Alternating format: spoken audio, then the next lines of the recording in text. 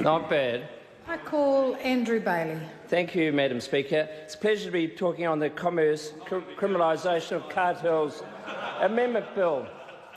And, Madam Speaker, the previous speaker just said that the government were trying to address the issues of the last government.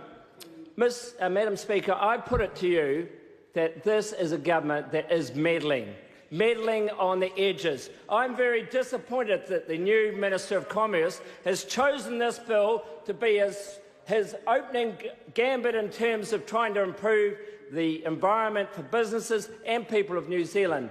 This is a vexed issue, of course, and Madam Speaker, all New Zealanders hate the concepts of cartel operating in New Zealand and causing all the disadvantage of that. Everyone agrees with that. That's an absolute given. But let's just go and remind ourselves about what the powers are already in the existing Act. First, as Madam Speaker, is that under the civil sanctions provision of the Commerce Act, individuals can be fined up to a maximum of $500,000 and corporations can have financial penalties the greater of $10 million, 3 times the value of the ill-gotten gains, however they are assessed, or 10% of the company's turnover. Madam Speaker, I would say to you, those are significant penalties. The second provision under the existing Commerce Act is that companies are prohibited from indemnifying their directors and management, and that is common practice. And under the existing Act, they are prohibited from providing that financial assistance, in effect, cover for their directors and management. And the third thing, Madam Speaker, is that directors and management can be banned if they are found to be operating cartels for a maximum of 5 years. I put it to you, Madam Speaker, these are substantial penalties. So what is this new bill? This new bill that seeks to be a wonderful lead-off on the commerce section of the government's new agenda.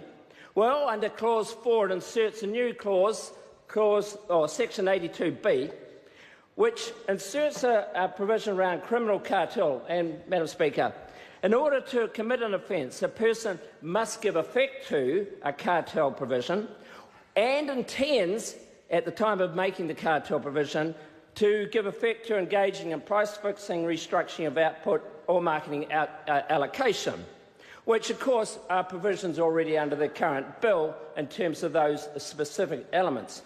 But by introducing a criminal content, what it does, it introduces a whole new test that the courts now have to assess. And one is about establishing an intent, and it has to be in relation to the detriment to the public. So already we've added a complication. But even if you accept that argument, Madam Speaker, the penalties that are proposed under this new bill are basically the same. The only difference is that in respect of an individual, that not only can they have a maximum fine of up to $500,000, but they may be imprisoned up to a period of 7 years.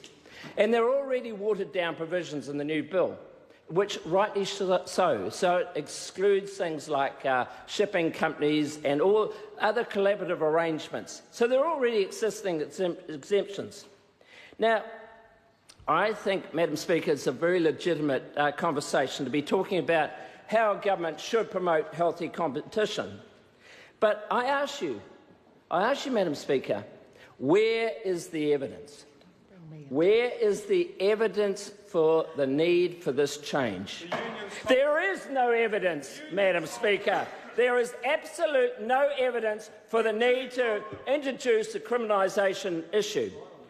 And I think that what this bill does, it introduces this additional test that really cuts at the core of those people who manage New Zealand businesses legitimately, but introduces a whole new area of risk. And these are the very same people that the bill seeks to target. And they may inadvertently give rise to a situation that may border on the issue of cartel. But this is the issue about this criminalisation clause, Madam Speaker, is that it is a very grey area. If you think about issues where people are doing joint bids, where they're working collaboratively in the marketplace, we've got a very vibrant creative sector working together to develop new products and services, or even where companies are vertically integrated. All those are grey areas under this criminalisation. And I think what it's going to end up is an absolute field day for lawyers. So, Madam Speaker, I think this is just purely a philosophical change by this government, who is anti-business. And I don't believe that this is actually going to achieve anything. Already the courts have handed out a vast number of convictions over the last few years. They are effective. We've got a whole stack of parties against us, including Treasury, the Productivity Commission. And, Madam Speaker, I think this is a feel-good bill for everyone on the other side there to be able to say, yes, we're doing something, but in reality we're not doing anything at all. That's right. Well said, Andrew.